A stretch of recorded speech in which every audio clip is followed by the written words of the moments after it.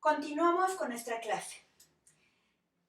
Les informo el motivo por el cual las divido, pues se debe a que la grabación no me permite tardarme demasiado tiempo. Entonces tengo que dividirlas. Bien. Vamos a regresar a la definición de lengua. Como les había dicho, es algo bastante complicado. Vamos ahora a decir, toda lengua es un código. ¿Qué es un código? Un conjunto de reglas que hacen que exista esa lengua y que sea diferente a todas las otras lenguas. El código es el conjunto de reglas, ya sea sintácticas, morfológicas, semánticas, fonéticas, etc. Aquí les voy a dar un ejemplo de cómo una lengua varía su código a otra. Por ejemplo, el español. El idioma español acepta algo llamado sujeto tácito. ¿Qué es un sujeto tácito? Aquel que no escribimos o que no pronunciamos, pero que entendemos que allí está. Ejemplo, yo puedo decir anoche llegué tarde y todo el mundo entiende que el sujeto es yo. Yo anoche llegué tarde. Es un sujeto tácito, no está escrito, pero ahí está presente. También lo puedo escribir. Le voy a mandar un recado a alguien y le escribo anoche llegué tarde. Y no escribo el sujeto. Esto ocurre tanto en lengua hablada como en lengua escrita. Sin embargo, el inglés no acepta esta situación. En el inglés siempre, ya sea en lengua oral o escrita, siempre debe estar presente el sujeto. Dense cuenta, son reglas diferentes. Y si así nos siguiéramos describiendo las reglas del español o del inglés o del alemán o del ruso, nos vamos a dar cuenta que esas reglas, ese código, es el que hace que una lengua sea diferente a la otra y que por lo tanto exista. Ahora,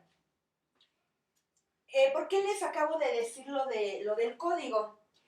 Porque el código de toda lengua, el hablante, digamos que generalmente lo cumple. Los diversos cambios se dan en un nivel más sutil.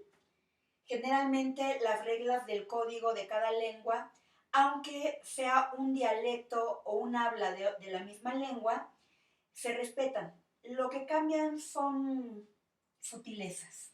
Bien. Ahora,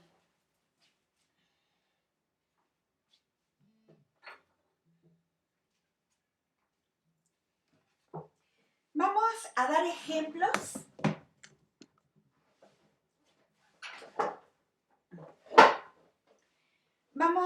ejemplos de lo anterior. Dijimos, las lenguas cambian a través del tiempo. De aquí les voy a... Bueno. Bien. En algunos relatos se cuenta que los hombres viajan al pasado utilizando máquinas del tiempo. Algunos han ido a la época del Imperio Romano y se han maravillado con las costumbres de esa época. Hay, en todo caso, un problema. La máquina del tiempo, además de trasladarnos al pasado, debería tener un dispositivo que nos permitiera al mismo tiempo aprender a comunicarnos con esa gente. Si viajáramos al siglo I a.C. y quisiéramos aprender lo que decían los científicos, tendríamos que enfrentarnos a textos como este. Tempus item perse non est, sed rebus ab ipsis consequitor sensus transactum quid sin iau. tum quae res instet quid porrodeinde sequatur. Y naturalmente nos quedaríamos sin comprender lo que dice Lucrecio en su libro De Rerum Natura, que en español significa la naturaleza de las cosas. A pesar de que él hablaba latín, lengua que dio origen al español, hagamos un viaje menos largo para entender un poco más. Vayamos al siglo XII y veamos cómo era el español en la época del Cid Campeador. Toda la noche yace mi Cid encelada, como lo aconsejaba Álvar Fáñez Minaya. Ya Cid en buena hora fingiestes espada. Vos con ciento de acuesta nuestra compañía, pues que a Castejón sacaremos a celada. En él fincaredes teniendo a la caga. A mí debes 200 por ir en Algara. Con Dios a vuestra auce faremos gran ganancia. Dijo el campeador, bien fablaste, Minaya. Seguramente entendió bastante del texto del Cid. Yo supongo que no entendieron algo, pero bueno. Pero imagine que en vez de estarlo leyendo, lo escuchara al ritmo normal de la conversación, sin la posibilidad de repasar las frases una y otra vez. Tendría que aprender casi como lengua extranjera el español de esa época. En cambio, si usted lee un texto en español actual, no tendrá problema para entenderlo. Ejemplo, en casa de Jacinto hay un sillón para morirse. Cuando la gente se pone vieja, un día la invitan a sentarse en el sillón, que es un sillón como todos, pero con una estrellita plateada en el centro del respaldo. La persona invitada suspira, mueve un poco las manos como si quisiera alejar la invitación y después va a sentarse en el sillón y muere. Los tres textos anteriores confirman que las lenguas cambian a través del tiempo. Es un hecho natural. Las únicas que no cambian son las lenguas muertas. Las demás, las que hablamos en la actualidad, sufren modificaciones, se adaptan, se ajustan, se enriquecen y permiten, gracias a eso, que podamos utilizarlas para referirnos a los nuevos inventos, a los nuevos descubrimientos, a las nuevas ideas del hombre. La lengua española está viva, es utilizada por los hablantes y evoluciona con ellos. Esta lectura, al igual que todas, se las voy a mandar por WhatsApp para que todos la tengan. Por lo tanto, ustedes van a poder releer lo que ahorita les acabo de leer. Bien. Aquí, de lo que les acabo de leer, quiero que subrayen. Subrayenlo y póngale un asterisco, es muy importante, todo es importante, pero esto más. Es un hecho natural. Perdón. Las únicas, bueno, no, lo que quiero que subrayen es las demás, las que hablamos en la actualidad, sufren modificaciones, se adaptan, se ajustan, se enriquecen y permiten, gracias a eso, que podamos utilizarlas para referirnos a los nuevos inventos, a los nuevos descubrimientos, a las nuevas ideas del hombre. La lengua española está viva, es utilizada por los hablantes y evoluciona con ellos. Quiero que eso lo subrayen y ahí al lado escriban, para la lingüística no hay corrección ni incorrección. Todo es correcto siempre y cuando se comprenda. Esto es, cumpla con su función comunicativa que tiene al ser un lenguaje. Esto quiero que lo escriban a un lado de este fragmento que acaban de subrayar. Y lo vamos a retomar también para otro tema. Bien, continuamos. También dijimos que las lenguas cambian de un grupo social a otro.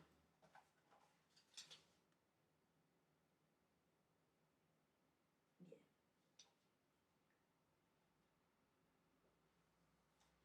Dice,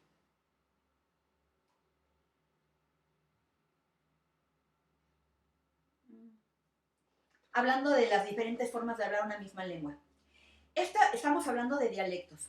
Estas diferencias en la manera de hablar forman clases sociolingüísticas que se pueden observar en los ejemplos como trabajaste, trabajastes, trabajates. Lo más probable es que quien usa la primera forma pertenezca a un nivel alto y quien usa la tercera a un nivel bajo. Las diferencias sociolingüísticas son las que más nos llevan a manifestar nuestros prejuicios sociales. Subrayen prejuicios sociales. Si hablamos con un cubano o con un argentino, comprenderemos que su forma de expresarse no tiene por qué ser igual a la nuestra. La suponemos adecuada y la aceptamos. En el caso de los jóvenes, aunque a veces nos incomodamos, estamos dispuestos a comprender sus modas lingüísticas. En cambio, cuando una persona dice aiga, enseguida calificamos la palabra como incorrecta. Las diferencias sociales se manifiestan en el uso del idioma. Hay formas que identifican a los hablantes en cuanto a su pertenencia a una clase o grupo.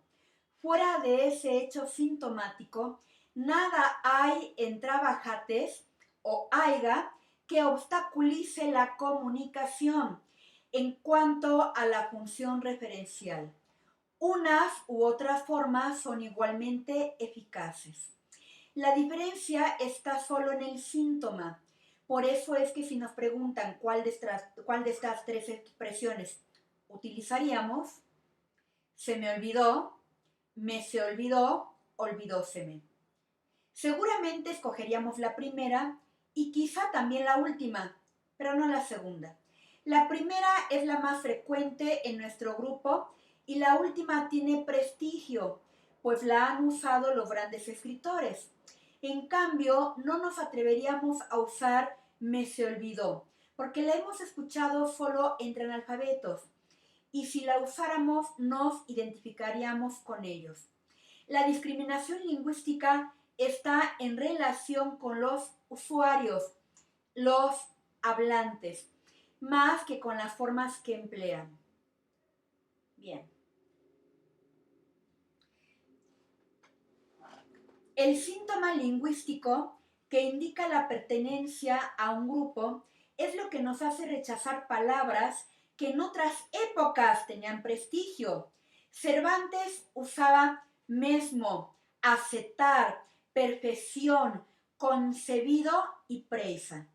Palabras que en su sociedad eran aceptadas precisamente porque las usaban los grandes escritores, pero que ahora no tienen prestigio porque han quedado reducidas al uso de las clases populares. Esto muestra que los vocablos en sí nada tienen de impropio y que el hecho de que en una sociedad aceptemos unos y rechacemos otros se debe al mayor o menor prestigio que concedamos a los usuarios. Incluso hay casos en que el habla popular es más precisa que el habla culta. Entre los analfabetos se han recogido formas como nosotros salemos hoy y nosotros salimos ayer, en las cuales la expresión verbal salemos, salimos, permite diferenciar el presente del pasado. En cambio, en nuestro grupo lingüístico decimos nosotros salimos hoy o ayer y no distinguimos los dos tiempos. A pesar de eso, nadie se atrevería a usar salemos en una conferencia. Bien. En este fragmento que les acabo de leer, hay bastantes elementos que explicar. Número 1.